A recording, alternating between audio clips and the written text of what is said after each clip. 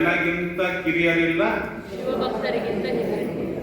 ಜಗಕ್ಕೆ ಬಲ್ಲಿರಲು ನೀನು. ಪಾಯಿಂಟ್ ನೋಡ್ರಿ, ಮತ್ತು ನೀನು ಜಗಕ್ಕೆ ಬಲ್ಲಿದ ಇರ್ಬೋದು, ನಿನಗೆ ಬಲ್ಲಿದನು ಜಗವು ನಿನ್ನ ಒಳಗೆ. ಜಗವು ನಿನ್ನ ಒಳಗೆ. ನೀನು ಅಂದ್ರೆ ಯಾರು? ಪರಮಾತ್ಮನ ಸ್ವರೂಪ ಏನು? ಹೆಂಗ್ ಹೋಯ್ತಾ? ನಿರಾಕಾರ ಅಂದ್ರೆ ಅದು ಹೆಂಗ್ ಹೋಯ್ತಾ? ಸಾಕಾರ ಮತ್ತೆ ನಿರಾಕಾರದ ಸೃಷ್ಟಿ ಇದು. ಸಾಕಾರ ಸೃಷ್ಟಿ, ನಿರಾಕಾರ ಸೃಷ್ಟಿ. ಸಾಕಾರ ಸೃಷ್ಟಿಯಲ್ಲಿ ಎಷ್ಟಿದೆ? ನಮ್ಮ ಸೂರ್ಯನ ತರ 20,000 ಕೋಟಿ ಸೂರ್ಯನನ್ನು ಒಳಗೊಂಡಿದ್ದು ಒಂದು ಗ್ಯಾಲಕ್ಸಿ, ಒಂದು ತಾರಾಮಂಡಲ. ಅಂತಹ ತಾರಾಮಂಡಲಗಳು 10 ಲಕ್ಷ ಕೋಟಿ ಸೈನ್ಸ್ ಪ್ರಕಾರ. ಈ ಎಲ್ಲ ಗ್ಯಾಲಕ್ಸಿಗಳ ಒಳಗೂ ಹೊರಗೂ ಇರ್ತಕ್ಕಂತಹ ಪರವಸ್ತು ಮತ್ತು ಅದರಿಂದ ಆಚೆ ನಿರ್ವಯದಲ್ಲಿ ಇದು ಬರೇ ಪರವಸ್ತುವಿನ ಒಂದು ಅಂಶದಿಂದ ಆಗಿದೆ ಅಂತ ಈ ಸೃಷ್ಟಿ, ಒಂದು ಅಂಶದಿಂದ. ಅದಕ್ಕೆ ಜಗವು ನಿನ್ನೊಳಗೆ. ಆ ಪರ ವಸ್ತುವೇ ಜಗದಗಲ ಮುಗಿಲಗಲ ಮಿಗಿಯಗಲ ನಿಮ್ಮಗಲ, ಎಲ್ಲವೂ ನಿನ್ನೊಳಗೆ, ನೀನು ಎನ್ನೊಳಗೆ. ಜಗಕ್ಕೆ ಬಂದಿದನು ನೀನು, ನಿನಗೆ ಬಂದಿದನು ಏನ್ ಮಾಡಿಸ್ತಾ?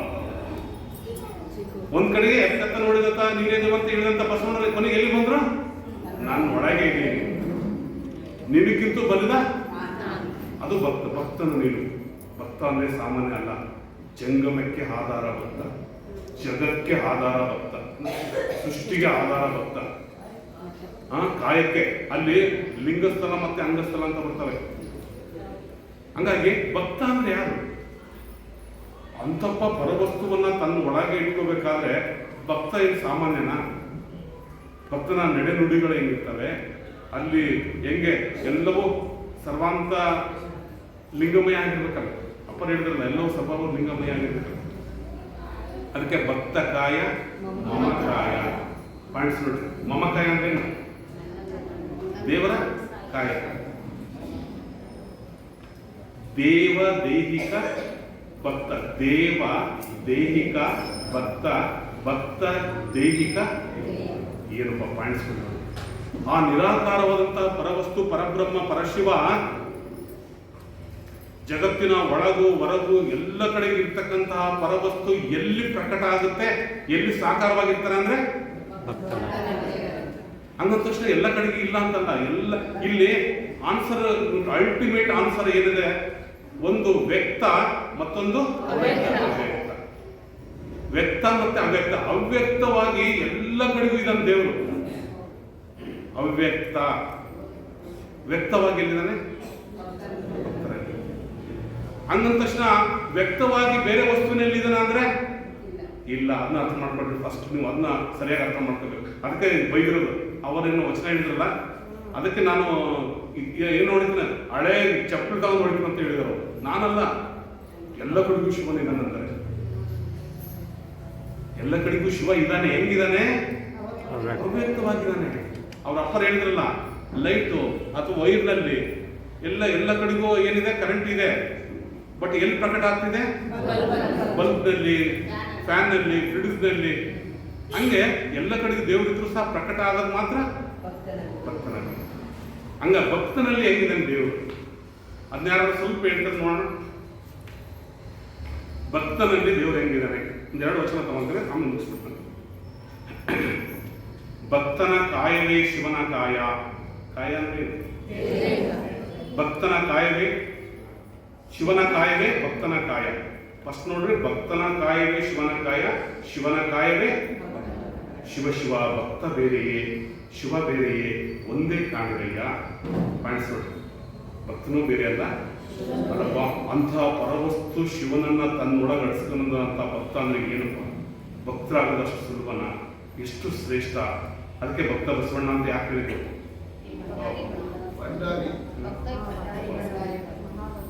ಭಕ್ತ ದೇಹಿಕ ದೇವ, ದೇವ ದೇಹಿಕ ಭಕ್ತ ಎಂದು ಶ್ರುತಿ ಹೊಗಳುವ ಕಾರಣ ಭಕ್ತಂಗೂ ದೇವಂಗೂ ಕಾಯ ಒಂದೇ, ಪ್ರಾಣ ಒಂದೇ. ಪ್ರಾಣನು ಒಂದೇ, ಎರಡೆಂಬ ಪರಿಭಾಷೆಯ ನುಡಿಯಲಾಗದು. ಭಕ್ತರಾದವರು ನಿಜಗುರು ಸ್ವತಂತ್ರ ಸಿದ್ಧಲಿಂಗೇಶ್ವರ. ಆ ಭಕ್ತನ ನಡೆನುಡಿ ಏನಿರ್ಬೇಕು ನೋಡಿ. ಭಕ್ತನ ನಡೆ ಶುದ್ಧ, ನುಡಿ ಶುದ್ಧ. ಆ ಶಿವಭಕ್ತನ ನೋಟ ಶುದ್ಧ, ಮಾಟ ಶುದ್ಧ. ಶಿವಭಕ್ತರ ನೆನವು ಶುದ್ಧ, ಪ್ರಾಣ ಶುದ್ಧ. ಇದು ಕಾರಣ. ಶಿವ ಭಕ್ತರನೇ ಶಿವನೆಂದು ನಂಬುವುದು, ನಂಬಿದವರಿಗೆ ಶಿವನ ತಪ್ಪುದು ನಿಜಗುರು ಸ್ವತಂತ್ರ ಸಿದ್ಧಲಿಂಗೇಶ್ವರ. ಆಮೇಲೆ ನಮ್ಮೊಳಗೆ ಏನು ಆಟ ಆಡ್ತಿರ್ತಾನೆ ದೇವರು, ಯಾರೊಳಗೆ? ನಮ್ಮೊಳಗಂದ್ರೆ ಭಕ್ತನೊಳಗೆ. ಅದಕ್ಕೆ ನಾವು ಭಕ್ತರಾಗಿಲ್ಲ ಗೊತ್ತಿಲ್ಲ, ಮತ್ತು ನಾವು ಭಕ್ತರಾಗುವಂತ ಮತ್ತೆ ಎಡವಟ್ಟು ಆಗ್ಬೋದೇನೋ ಯಾರಿಗೂ ಗೊತ್ತು. ಭಕ್ತರೊಳಗೆ ಹೆಂಗಿರ್ತಾನೆ ನೋಡಿ, ಎಷ್ಟು ಚೆನ್ನಾಗಿದೆ ವಚನ ಇದು.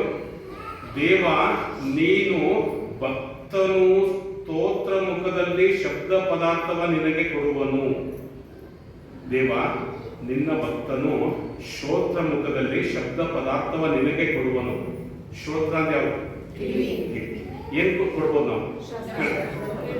ಯಾರೇ ಮಾತಾಡೋದನ್ನ ಕೇಳಿಸಿದ ತಕ್ಷಣ ಏನಾಗತ್ತೆ ಗೊತ್ತಾ? ಒಳಗಿರ್ತಕ್ಕಂಥ ಪರವಸ್ತು, ಭಕ್ತನಲ್ಲಿರ್ತಕ್ಕಂಥ ಪರವಸ್ತು ಏನ್ ಮಾಡಕ್ ಗೊತ್ತಾ? ಆತಂಗೆ ನೀನು ಶಬ್ದ ಪ್ರಸಾದವ ಕೊಡುವೆ. ಹಂಗ ರಿಟರ್ನ್ ನೋಡ್ರಿ, ಇನ್ನೂ ಅರ್ಥ ಮಾಡ್ಕೊಡ್ರಿ. ಶಬ್ದ ಪದಾರ್ಥವ ನಿನಗೆ ಕೊಡುವನು. ಭಕ್ತ ಏನ್ ಕೊಡ್ತಾನೆ? ಪದಾರ್ಥ ಬೇರೆ, ಪ್ರಸಾದ ಬೇರೆ. ಶಬ್ದ ಪದಾರ್ಥ ಭಕ್ತ ಕೇಳಿಸ್ಕೊಂಡ ತಕ್ಷಣ ಒಳಗಿರ್ತಕ್ಕಂಥ ಪರವಸ್ತು ಏನ್ ಮಾಡುತ್ತೆ? ಪ್ರಸಾದ, ಶಬ್ದ ಪ್ರಸಾದವ ಕೊಡುವನು. ನಿನ್ನ ತೊಕ್ಕಿನ ಮುಖದಲ್ಲಿ ಸ್ಪರ್ಶನ ಪದಾರ್ಥವ ನಿನಗೆ ಕೊಡುವನು. ಯಾರು? ಭಕ್ತ. ಆತನಿಗೆ ನೀನು ಸ್ಪರ್ಶನ ಪ್ರಸಾದವ ಕೊಡುವೆ. ಅಲ್ಲೇನಾಗಿದೆ? ಟರ್ನ್ ಆಗಿದೆ. ಅಲ್ಲಿ ದೋಷನೇ ಇಲ್ಲ. ಯಾಕೆ ದೋಷ ಇಲ್ಲ? ಅಲ್ಲೇನಾಗಿರುತ್ತೆ? ಒಂದ್ ಕಡೆ ಯಾರೋ ಒಬ್ಬ ಸನ್ನಿವೇಶ, ಒಬ್ಬ ರಾಜ ಒಬ್ಬ ಮಹಾತ್ಮನನ್ನ ನೀನು ನಮ್ಮನೆ ಪ್ರಸಾದ ಬರಬೇಕಂತ ಬಿಟ್ಟು ಕರ್ಕೊಂಬಂದು ದೌರ್ಜನ್ಯದಿಂದ ಬೇರೆ ವೆರೈಟೀಸ್ ನಾನ್ ವೆಜ್ ಅನ್ನ ಮಾಡಿರ್ತಾರೆ. ರಾಜನ ಆಜ್ಞೆ ಬರೇ ದೃಷ್ಟಿ ಮಾತ್ರದಿಂದ ಅಲ್ಲೇನಾಗಿತ್ತು? ರಿಟರ್ನ್ ಆಗ್ತದೆ. ಪ್ರಸಾದಕ್ಕೆ ಏನ್ ಮಾಡಿದ್ರು? ಅವ್ರು ಅರ್ಪಿಸಿದ್ರು. ಅವರ ನೇತ್ರ ಮುಖದಲ್ಲಿ ರೂಪ ಪದಾರ್ಥವ ನಿನಗೆ ಕೊಡುವನು. ಪದಾರ್ಥವ ನಿನಗೆ ಕೊಡುವನು. ಯಾವ್ದನ್ನ? ರೂಪ ಪದಾರ್ಥವನ್ನ. ಆತಂಗೆ ನೀನು ರೂಪ ಪ್ರಸಾದವ ಕೊಡುವೆ. ಅಲ್ಲಿ ತನ್ನಾಗಿತ್ತು. ಒಳಗಡೆ ಓತಪ್ರೋತವಾಗಿ ಏನಿದೆ? ಪರವಸ್ತು ಇದೆ. ಜಿವಿಯ ಮುಖದಲ್ಲಿ ರಸ ಪದಾರ್ಥವ ನಿನಗೆ ಕೊಡುವನು. ಆತಂಗೆ ನೀನು ರುಚಿ ಪ್ರಸಾದವ ಕೊಡುವೆ. ಗ್ರಾಣದಲ್ಲಿ, ಗ್ರಾಣ ಅಂದ್ರೆ ಯಾವುದು? ಗಂಧ ಪದಾರ್ಥವ ನಿನಗೆ ಕೊಡುವೆನು. ಆತಂಗೆ ನೀನು ಗಂಧ ಪ್ರಸಾದವ ಕೊಡುವೆ. ಇಂತು ಭಕ್ತ ನಿನಗೆ ಸರ್ವ ಪದಾರ್ಥವ ಕೊಟ್ಟರೆ ನೀನು ಪ್ರಸಾದವ ಕೊಡುವೆ. ಭಕ್ತ ಕಾಯ ಮಮ ಕಾಯವೆಂಬ ನಿನ್ನ ವಚನ ದಿಟವಾಗಿ, ಭಕ್ತ ಕಾಯ ಮಮ ಕಾಯವೆಂಬ ನಿನ್ನ ವಚನ ದಿಟವಾಗಿ ನೀನು ಪ್ರಸಾದಿಯ ನಲಿದು ಸಲುಹುತ್ತಿಪ್ಪೆ ನಿಜಗುರು ಸ್ವತಂತ್ರ ಸಿದ್ಧಲಿಂಗೇಶ್ವರ. ನಮ್ಮೊಳಗೆ ಹೆಂಗೆ ದೇವರಿದನಂತ ಅರ್ಥ ಆಯ್ತಾ? ಕಾಯಕ್ಕೆ ಕಾಯ ಸ್ವರೂಪವಾಗಿ. ಅದಕ್ಕೆ ಒಂದು ವಚನ ಇರ್ತದೆ.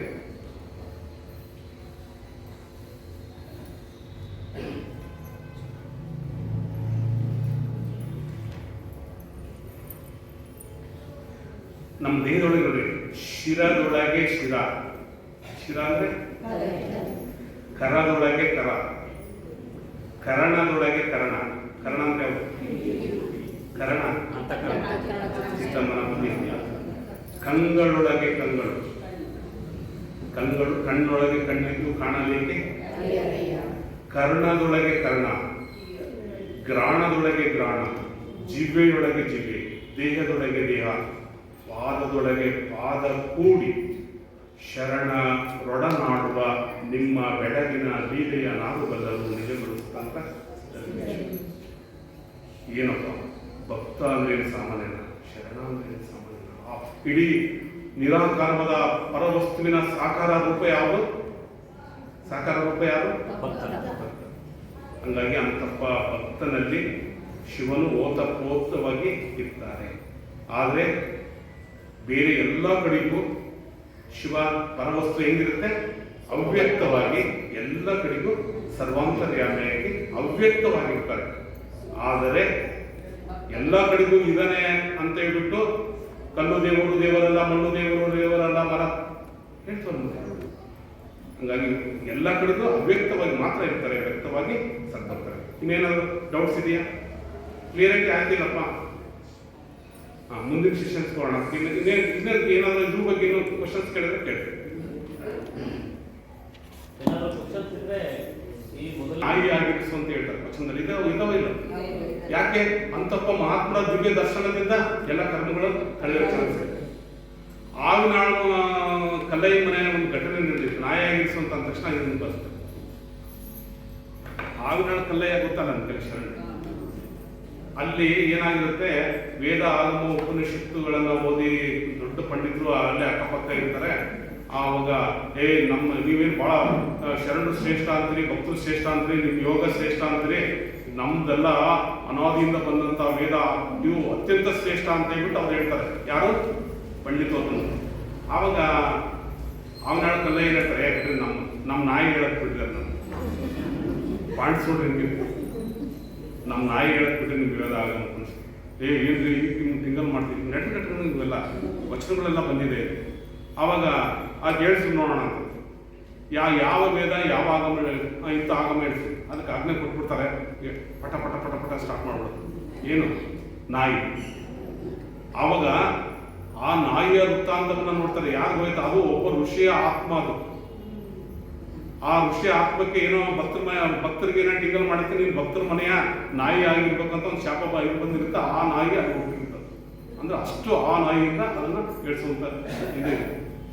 ಹಂಗಾಗಿ ಭಕ್ತರಂದ್ರೆ ಸಾಮಾನ್ಯರಲ್ಲ, ಗುರುಗಳು ಜಂಗಮರು ಮಾತ್ರ ಶ್ರೇಷ್ಠ, ನಾವು ಭಕ್ತರು ಶ್ರೇಷ್ಠ ಅಲ್ಲ ಅನ್ನೋದನ್ನ ದಯಮಾಡಿ ಮೊದಲು ಅದನ್ನ ನಾವು ತೆಗೆದಾಕ್ಬೇಕು. ಯಾಕಂದ್ರೆ ಆ ಪರವಸ್ತುವಿನ ಸಾಕಾರ ರೂಪನೇ ಭಕ್ತನ ದೇಹ. ಆದರೆ ಭಕ್ತ ಅಂದ್ರೆ ಸಾಮಾನ್ಯ ಅಲ್ಲ. ಹುಟ್ಟು ಸಾವು ಜನನ ಮರಣ ರುಚಿಗಳನ್ನು ಗೆದ್ದಂಥವ್ರು. ಅದು ಮುಂದೆ ಬೇಕು ಡಿಸ್ಕಷನ್ ಬರುತ್ತೆ, ಅದ್ರ ಬಗ್ಗೆ ಚಿಂತನೆ ಮಾಡೋಣ. ಏನು ಕ್ವಶನ್ಸ್ ಇದೆ ಇದು ಮಾಡೋಣ, ಇಲ್ಲಾಂದ್ರೆ ಸ್ಟಾಪ್ ಮಾಡ್ತೀವಿ. ಈ ವಿಷಯಕ್ಕೆ ಸ್ಟಾಪ್ ಮಾಡ್ತೀವಿ. ಶಂಕೆ ಯಾರಾದ್ರೂ ಕೇಳಬೇಕು.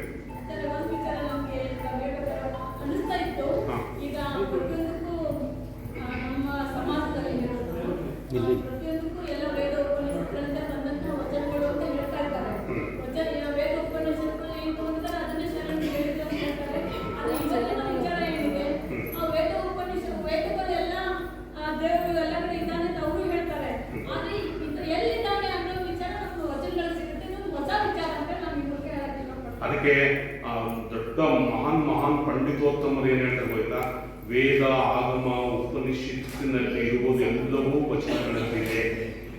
ಆದರೆ ವಚನಗಳಲ್ಲಿರೋದು ವೇದ ಆಗಮ ಉಪನಿಷತ್ತಿನಲ್ಲಿ ಇಲ್ಲ. ಆದ್ರೆ ಅದೊಂದು ಸಬ್ಜೆಕ್ಟ್ ಹೇಳೋಣಂತೆ. ವೇದಗಳಲ್ಲಿ ಆಗಮಗಳಲ್ಲಿ ಇದಾವೆ. ಅದನ್ನು ಯಾರು ಕೊಟ್ಟರು, ಯಾವಾಗ ಕೊಟ್ಟರು, ಅದನ್ನು ಕೊಟ್ಟವರು ಶರಣರೇ. ಅದ್ರ ಬಗ್ಗೆ ನಾವು ಹಿಂದೆ ಹೋಗಿದ್ದಷ್ಟೇ. ನಾವು ಒದ್ದಾಡ್ತಾ ಇದ್ದೀವಿ. ಅದ್ರ ಬಗ್ಗೆ ಕಲ್ಪನೆ ಇಲ್ಲ. ಸೊ ಎಲ್ಲಕ್ಕಿಂತಲೂ ಈ ಜಗತ್ತಿನಲ್ಲಿ ಅಂತಿಮ ಯೋಗ, ಅಂತಿಮ ಸತ್ಯ, ಅಂತಿಮ ನೆಲೆ ಯಾರಂದ್ರೆ ಬಸವಾದಿ ಪ್ರಮತ ಶಿವಯೋಗನೇ ಶ್ರೇಷ್ಠವಾದದ್ದು. ಅದನ್ನ ಮುಂದೆ ಡಿಸ್ಕಷನ್ ಮಾಡೋಣ. ನೆಕ್ಸ್ಟ್ ಆಯ್ತಾ? ಕ್ವಶನ್ಸ್ ಆಯ್ತಾ? ನೆಕ್ಸ್ಟ್ ಪ್ರಶ್ನೆ ಏನಪ್ಪ ಇರೋದು?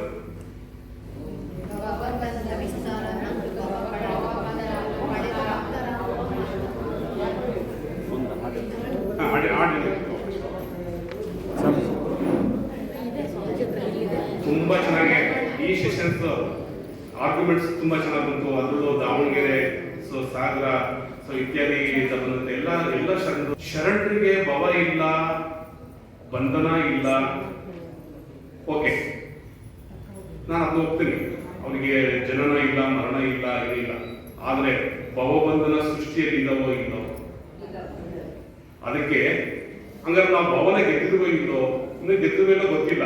ಅಟ್ಲೀಸ್ಟ್ ಅದರ ರೂಟ್ ಅನ್ನ ಶರಣ ವಚನದಲ್ಲಿ ಏನ್ ಹೇಳಿದ್ದಾರೆ, ಭವ ಅಂದ್ರೆ ಏನು, ಅದ್ರ ಬಗ್ಗೆ ಡಿಸ್ಕಷನ್ ಮಾಡೋಣ. ವಚನಗಳಲ್ಲಿ ಏನೇನು ಹೇಳಿದ್ದಾರೆ ಶರಣರು ಭವದ ಬಗ್ಗೆ. ಭವ ಅಂದ್ರೆ ಹುಟ್ಟು ಸಾವುಗಳು, ಜನನ ಮರಣಗಳು, ಅದ್ರ ಬಗ್ಗೆ ಏನ್ ಹೇಳ್ತಾರೆ ದಯಮಾಡಿ ಚಿಂತನೆಗೆ ಅವಕಾಶ ಕೊಡ್ತೀನಿ, ಮಾತಾಡ್ಬೋದು.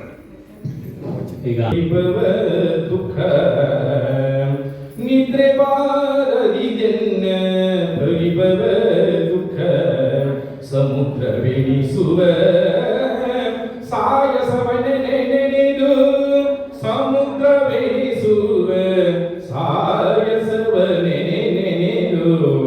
ನಿದ್ರೆ ಬಾರದಿದೆನ್ನ ಪರಿಭವ ದುಃಖ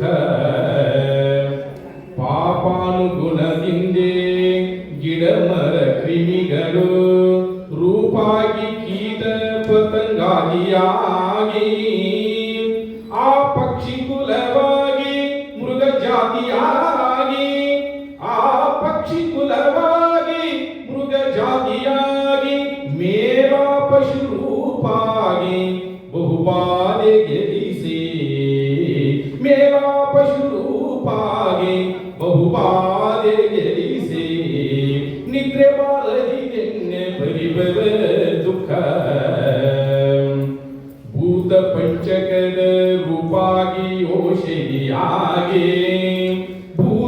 ಪಂಚಕದ ರೂಪಾಗಿ ಯೋಷಧಿಯಾಗಿ ಧಾತು ಸಪ್ತಕದ ರೂಪಾಗಿ ತಂದೆಯೊಳು ಧಾತು ಸಪ್ತಕದ ರೂಪಾಗಿ ತಂದೆಯೊಳು ಮಾತೆಯ ಸೂತಕ ರುದಿರ ರೂಪಾಗಿ ಮಾತೆಯ ಸೂತಕ ರುದಿರ ರೂಪಾಗಿ ಮತ್ತಿತನುವಾಗು ವತ್ಸರಿಯನು ಕೇಳಿ ಮತ್ತಿತನುವಾಗಿ ವತ್ಸರಿಯನು ಕೇಳಿ ನಿದ್ರೆ ಬಾರದಿ ಪರಿಭವ ದುಃಖ ಸಮುದ್ರವೆನಿಸುವ ಸಾಗಸವನೆನೆದು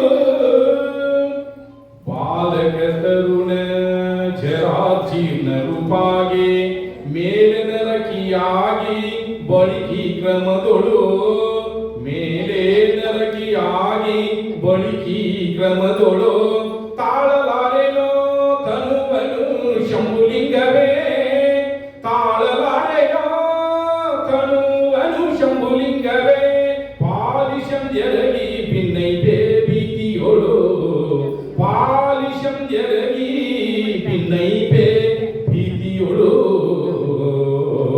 ನಿದ್ರೆ ಬಾರದಿ ಎನ್ನ ಪರಿಭವ ದುಃಖ ಸಮುದ್ರವೆನಿಸುವ ಸಾಯಸವನೆನೆನೆದು ಸಮುದ್ರವೆನಿಸುವ ಸಾಯಸವನೆನೆನೆದು ಎರಡು ಸಲ ಹೇಳಿದ ಒಂದ್ಸರಿ ಹೋದ ವರ್ಷ ಹೇಳಿದ್ರೆ ಯಾರು ಕ್ಯಾಪ್ಚರ್ ಮಾಡ್ತಾರ ಆತ್ಮವನ್ನ ಪ್ರಶ್ನೆಗಳಲ್ಲಿ ಹೇಳಿದ್ರು ಎಂತೆಂಥ ಆತ್ಮಕ್ಕೆ ಯಾರು ಕ್ಯಾಪ್ಚರ್ ಮಾಡ್ತಾರೆ ಯಾವ ಲೋಕಕ್ಕೆ ಹೋಗ್ತಾರೆ. ಸೊ ಈ ರೊಟೇಷನ್ಸ್ ಹೆಂಗಾಗುತ್ತೆ ಇದಕ್ಕೆ ಕೆಲವು ಹೊಸದಾಗಿ ಬಂದಿದ್ದಾರೆ. ದಯಮಾಡಿ ಇಲ್ಲಿ ಒಂದು ನಡೆದ ಘಟನೆ ಹೇಳಿದೆ HSನ ಇಲ್ಲಿ ಶಿವಮೊಗ್ಗದಲ್ಲಿ ಒಬ್ಬರು ಅಂಬುಜಾಕ್ಷಮ್ಮ ಅಂತ ಒಬ್ರು ಇನ್ನೂ ಇವರು ಇದ್ದಾರೆ ಜೀವಂತ ಇದ್ದಾರೆ ಬ್ಯಾಂಕಲ್ಲಿ ಇರಲ್ಲ. ಅವ್ರದ್ದು ನಡೆದ ಘಟನೆ ನೋಡಿ ಏನಿದೆ ಅಂದ್ರೆ ಅವರು ಸುಮಾರಿನ ವಯಸ್ಸಿದ್ದಾಗ ಡ್ಯೂಟಿ ಮಾಡಬೇಕಾದ್ರೆ ಸೊ ಅಲ್ಲಿ ಅವ್ರ ದೂರದ ಸಂಬಂಧಿ ಪಾರ್ವತಮ್ಮ ಅಂತ ಅವರು ಒಟ್ಟಿಗೆ ಅಕ್ಕಪಕ್ಕ ಮನೆಯಿಂದ ಇಲ್ಲೇ ಇರ್ತಾರೆ, ಜೊತೆ ಓಡಾಡ್ತಿರ್ತಾರೆ. ಸೊ ಅವರ ಹುಡುಗ ಮದುವೆ ಇಬ್ಬರು ಮದುವೆ ಆಗಿರುತ್ತೆ. ಸೊ ಎಲ್ಲ ಇರುತ್ತೆ. ಒಂದು ದಿನ ಪಾರ್ವತಮ್ಮ ಏನೋ ಆಗುತ್ತೆ, ತಕ್ಷಣ ಡೆತ್ ಆಗ್ತಾರೆ. ಶಿವ ಕೇಳಿದೆ, ಫೋನ್ ಆಫ್ ಮಾಡೋದು. ಡೆತ್ ಆದ ತಕ್ಷಣ ಆಮೇಲೆ ಅವ್ರ ಫ್ಯಾಮಿಲಿ ಬೇರೆ ಬೇರೆ ಕಡೆ ಹೋಗ್ತಾರೆ. ಅವ್ರ ಗಂಡ ಮತ್ತು ಬೇರೆ ಬೇರೆ ಅಲ್ಲಿ ಮರ್ತೋಗ್ತೀವಿ. ಸುಮಾರು 18-20 ವರ್ಷ ಆಗುತ್ತೆ. ಆ ನಂತರ ಇವರು ಅಂಬುಜಾಕ್ಷಮ್ಮ ಬೇರೆ ಬೇರೆ ಟ್ರಾನ್ಸ್ಫರ್ ಆಗಿ ಮತ್ತೆ ಹೆಡ್ ಆಫೀಸ್ಗೆ ಬಂದು ಪ್ರಮೋಷನ್ ಆಗಿ ಅಲ್ಲಿ ಬಂದಿರ್ತಾರೆ. 18-20 ವರ್ಷ ಆದಮೇಲೆ ಒಬ್ಬ ಹೆಣ್ಮಗಳು ಒಬ್ಬ ಹೆಣ್ಮಗಳು ಅಂದರೆ 15-20 ವರ್ಷದ ಹುಡುಗಿ ಇವ್ರನ್ನ ಕೇಳ್ಕೊಂಡ್ಬರ್ತಾರೆ. ಯಾರನ್ನ? ಅಂಬುಜಾಕ್ಷಮ್ಮ ಕೇಳ್ಕೊಂಡ್ಬರ್ತಾರೆ. ಫಸ್ಟ್ ಅವ್ರು ಮನೆಗೆ ಹೋಗ್ತಾರೆ, ಅವರು ಇದಲ್ಲ. ಸೊ ಬ್ಯಾಂಕಿಗೆ ಬರ್ತಾರೆ. ಸೊ ಅಂಬುಜಾಕ್ಷಮ್ಮ ಯಾರು ಬಂದು ಹೇಳ್ತಾರೆ, ಅಂಬುಜಾಕ್ಷಮ್ಮ ಕೇಳ್ಕೊಂಡು ಯಾರು ಬಂದು ಬಿಟ್ರಿ ಒಳಗೆ ಬಿಟ್ಟು ನೋಡ್ತಾರೆ. ಅವ್ರಿಗೆ ಅಂಬುಜಾಕ್ಷಮ್ಮ ಆರಾಮಿದೆಯಾ ಅಂತ ಆ ಹೆಣ್ಮಗಳು ಕೇಳ್ತಾರೆ. ಯಾವ ಹೆಣ್ಮಗಳು? ಅವ್ರು ನೋಡ್ತಾರೆ, ಏನು ನನಗೆ ಗೊತ್ತಿಲ್ಲ, ಪರಿಚಯ ಇಲ್ಲ, ಏನು ಹಿಂಗೆ ಮಾತಾಡ್ತೀಲ್ಲ ನೀನು ಅಂತ ಹೇಳ್ತಾರೆ ಅಂಬುಜಾಕ್ಷಮ್ಮ. ಇಲ್ಲ ಅಂಬುಜಾಕ್ಷಮ್ಮ, ನಾನು ಪಾರ್ವತಮ್ಮ, ನಾವು ನೀವು ಎಲ್ಲಿದ್ವಿ, ಸೊ ಏನೇನು ಮಾಡ್ತಿದ್ವಿ, ಸೊ ಎಲ್ಲ ಆಕ್ಟಿವಿಟೀಸ್ ಇಂದಿನ ಎಲ್ಲವನ್ನ ರಿಯಾಲಿಟಿಯನ್ನು ಹೇಳ್ತಾರೆ. ಅವು ಒಪ್ಲೇಬೇಕು ತಾನೆ. ಆವಾಗ ಹೋಗ್ತಾರೆ ಅವರು, ಅವನ ಮನೆಗೆ ಕರ್ಕೊಂಡು ಹೋಗ್ತಾರೆ. ಏನೇನಾಯಿತು ಅಂತ ಕೇಳ್ತಾರೆ. ಸೊ ನಾನು ಡೆತ್ ಆಗಬೇಕಾದ್ರೆ, ಸೊ ನನ್ನ ಸಾಯಬೇಕಾದ್ರೆ ನನ್ನ ಪ್ರತ್ಯಕ್ಷವಾಗಿ ಅಗೋಚರವಾಗಿ ಒಂದೆರಡು ಶಕ್ತಿಗಳು ಬಂದು ನನ್ನ ಕರ್ಕೊಂಡು ಹೋಗ್ತು, ಇಂಥ ಲೋಕ ಕರ್ಕೊಂಡು ಹೋದ್ರು. ಅಲ್ಲಿ ಒಂದು ಬಾಡಿ ಸೆಟ್ ಮಾಡೋ ಒಂದು ಕಡೆ ಕುಂದಿಸಿದ್ರು. ನನ್ನ ತಲೆ ಮೇಲೆ ಬೇರೆ ಬೇರೆ ಎಲ್ಲರೂ ಕುಂತಿದ್ದಾರೆ. ಆದರೆ ಏನಾದ್ರು ಖರ್ಚು ಮಾಡ್ತಿದ್ರು, ನನ್ನ ತಲೆ ಮೇಲೆ ಖರ್ಚಾಗಲಿಲ್ಲ. ನಾನು ರಾಜಸ್ಥಾನದ ಇಂತಹ ಜಿಲ್ಲೆಯ ಇಂತಹ ಊರಿನಲ್ಲಿ ಹುಟ್ಟಿದ್ದೀನಿ. ಆದರೂ ನಾನು ಇಂದಿನ ಜನ್ಮದಾಗಿಯೂ ನನಗೆ ಮರು ಹೋಗಿಲ್ಲ. ನೋಡಿ, ನಾನು ರಾಜಸ್ಥಾನದಲ್ಲಿ ಹುಟ್ಟಿದ್ರು, ನೀನು ಹುಡ್ಕೊಂಡು ಬಂದು ಎಷ್ಟು ಚೆನ್ನಾಗಿ ಮಾತಾಡ್ತಾರೆ. ನಾನು ಇಲ್ಲಿ ಏನು ಅರ್ಥ ಆಗುತ್ತೆ? ಇದು ನಡೆದ ಘಟನೆ ಇಲ್ಲೇ ಇದ್ರೂ ಹೋಗ್ಬೇಕಾದ್ರೆ ನಡೆದ ಘಟನೆ. ಈ ಥರ ಸಾವಿರಾರು ಘಟನೆಗಳು ಗಾಂಧೀಜಿ ಪೀರಿಯಡ್ನಲ್ಲಿ ನಡೆದವರು ರೆಕಾರ್ಡ್ ಇದ್ದಾರೆ. ಹಂಗಾಗಿ ಹುಟ್ಟು ಸಾವಿರ ಚಕ್ರ ಇದೆ. ಬರೀ ಮನುಷ್ಯ ಜನ ಕಷ್ಟ ಹೋಗಂಗಿಲ್ಲ. ಅದಕ್ಕೆ ನಾನು ಮಾತಾಡೋದು ಸರಿಯಲ್ಲ. ದಯಮಾಡಿ ಅನುಭವಗೋಷ್ಠಿ ಇದೆ. ಸೊ ಇದ್ರ ಬಗ್ಗೆ, ಭವದ ಬಗ್ಗೆ, ಹುಟ್ಟು ಸಾವಿರ ಬಗ್ಗೆ ಶರಣರ ವಚನದಲ್ಲಿ ಏನೇನು ಹೇಳಿದ್ದಾರೆ ಅಷ್ಟೇ ಹೇಳ್ತೀವಿ. ಆದರೆ ಶರಣರಿಗೆ ಹುಟ್ಟು ಸಾವುಗಳೆಲ್ಲ ಅದನ್ನ ಅರ್ಥ ಮಾಡ್ಕೊಡ್ರಿ. ಕರ್ಮ ಲೇಪಿತರು ಶರಣರು. ಆದರೆ ನಾವು ಈ ವಿಷಯ ಯಾಕೆ ತಿಳ್ಕೋಬೇಕಂದ್ರೆ, ಶರಣರ ವಚನದಲ್ಲೂ ಇದ್ದಾವೆ. ನಾವು ಹೆಂಗೆ ಗೆಲ್ಲಬೇಕು ಅನ್ನೋದಕ್ಕೆ ಇಲ್ಲಾಂದ್ರೆ ಪರಿಭೋಗ ನಾವು ಹೋಗ್ಬೇಕಾಗತ್ತೆ. ಸರಿಯಾಗಿ ಸೃಷ್ಟಿ ಬಗ್ಗೆ, ಭವದ ಬಗ್ಗೆ ನಾವು ತಿಳ್ಕೊಳ್ಳೋಣ. ಅದಕ್ಕೋಸ್ಕರ ಈ ವಿಷಯ ಇಟ್ಟಿದ್ದೀನಿ, ಚರ್ಚೆ ಮಾಡೋಣ.